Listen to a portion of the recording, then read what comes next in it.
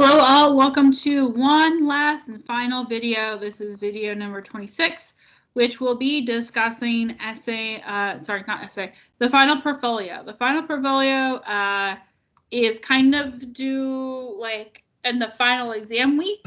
So we have a few quizzes in this class. So we've got like the syllabus quiz, the MLA quiz, and the rhetoric quiz, but we don't really have like any major tests or anything. So there's not really any reason for a final exam or a final test in this class. If you want to think of a major project, think of it as like a major final project. Think of it as your essay number 3 because it's worth like 25% of your grade.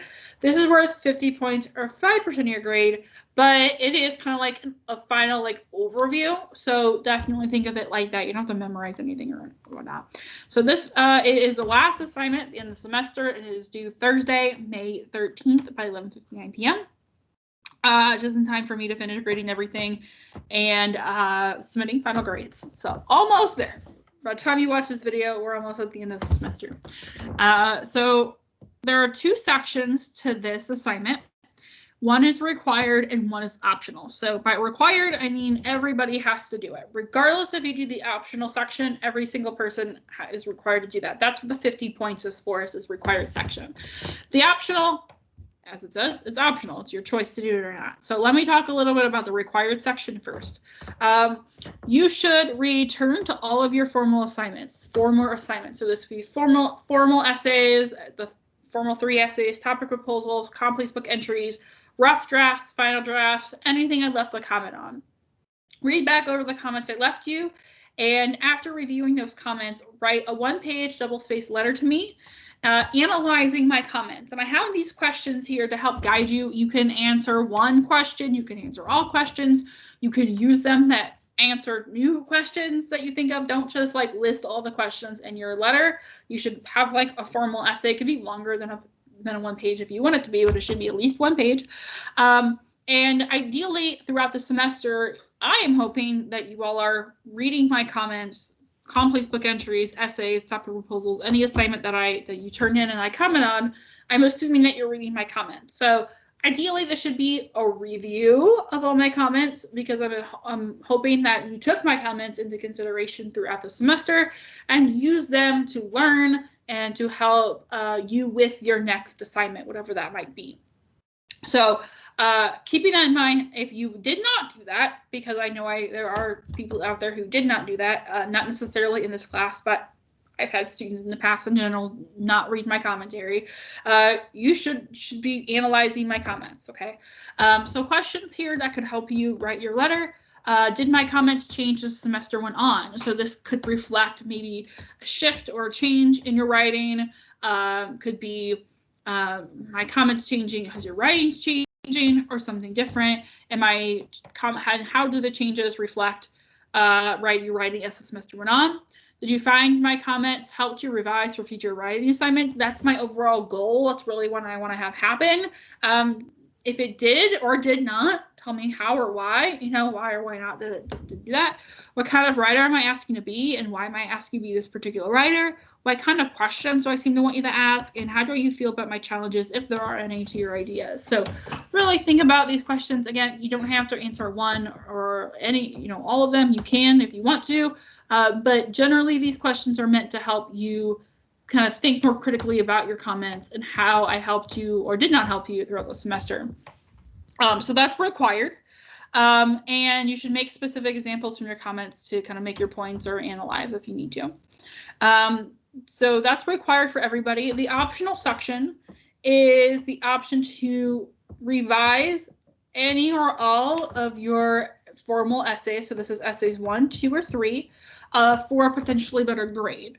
So you can do this for any paper that you did not receive an A originally on the paper, and that's the final grade. So for the papers, I usually break them down into 3 different grades. So when I grade a formal essay, so it's like your peer review grade, what you got out of 10 points, the final draft of it, and then the overall grade, which combines the 2. So I'm only looking at the final draft or the final grade here for that A. So if you got like an 89% and the peer review grade pushed you over to an A, you can still do that. I have this rule because usually if you have an A on a paper, you just need to do a few edits.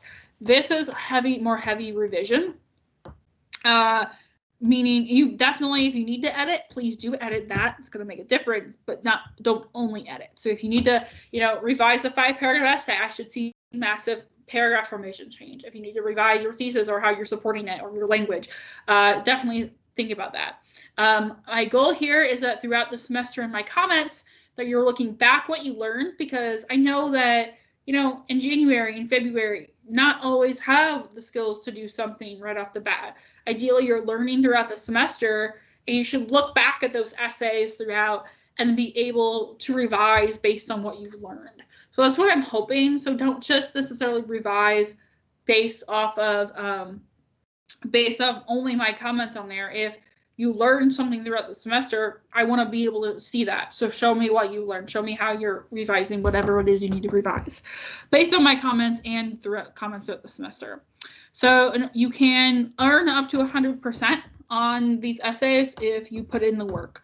So a few elements of this here that you need to keep in mind. So again, you can't revise anything that you got an A on the final draft section. Any essay that you revise, make sure you do not simply edit, so that's changing grammar, but actually so you're writing, you're rewriting. I should see more drastic changes. On your revised draft, you must also highlight anything you changed. This should be anything from grammar to citations to larger, if you're rewriting a paragraph. The reason for this is because one time I had a student only change a sentence and I had to spend 30 minutes on looking through their essay to see what they changed, and I was kind of mad by the end of that process, the end of the experience.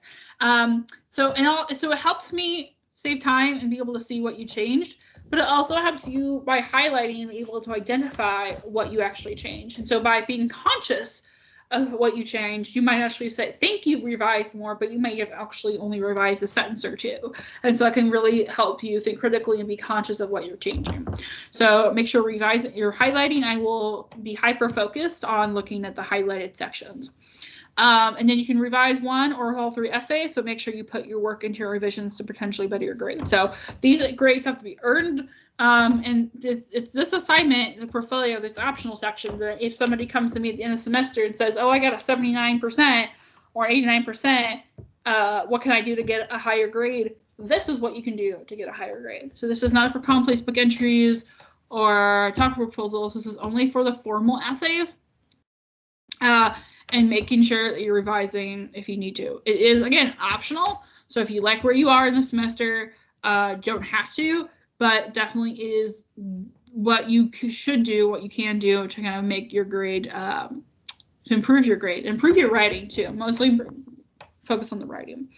Again, this is kind of final exam week. I made the due date as late as I possibly can make it because kind of the end of finals week. So can't really give an extension or make it anymore. This is kind of it. It's the end of the semester. So do Thursday, May 13th by 11:59 p.m. Ideally, hopefully, I will have graded the essays number 3 by then.